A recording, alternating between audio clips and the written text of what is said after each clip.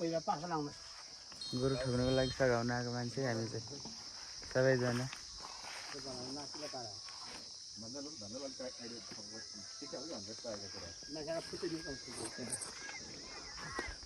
मेरो मिनी भ्लगमा स्वागत छ तपाईँलाई। तपाईँ केही भन्नु चाहनुहुन्छ? गोरु ठोक्न आइरहेको छु। गोरुको गेडा ठुल्ठुलो छ। त्यही त होइन, म भरे टिकटकमा हालिदिन्छु यो भ्लग। गोरु यही हो त, बैमानी रहेछ गोरु त। गोरु बैमानी रहेछ भन्ने कुरा प्रमाणित हो। ए लडिहाल्यो नि आउँछ। गयो यसो त अन्य नै हो त, यस्तो त बडा बडा हो। ठिक छ यो भिडियो मात्रै बनाउनु भनेर आएको होइन नि त, म सघाइदिनु पर्छ।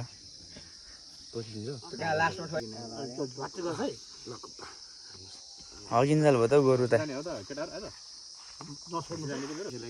त सुतेपछि गाउँघरतिर यस्तै हो, यसरी काठको साँचोबाट गरिन्छ। हामी टुर्नामेन्ट खेलिँदैन, टुर्नामेन्ट गरेर हान्छ गेमहरू। ल यहाँ थिच्नु होइन मैले गोरु ठोकाइ बहाना है बानी।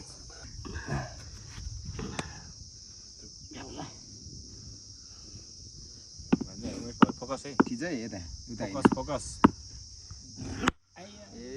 कराउने न गोरु त कराउँदैन हौ।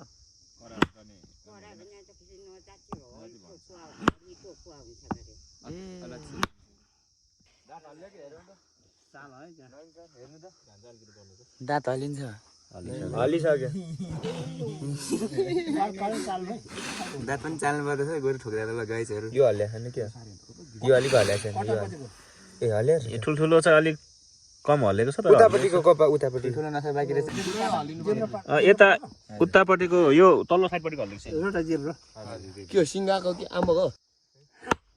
यहाँ नजिक हान्दा यता हल्लिन्छ हो। दिनजाल भयो त नि दाँते। यो अलिक बैमानी छ है, यो यीबाट खोलिन्छ। एकछिन पख्न।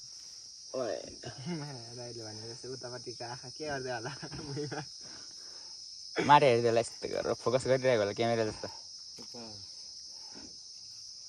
यो गरेर चाहिँ गाँसी दिने कपडा विधि पुरा गर्नु पर्यो नि त।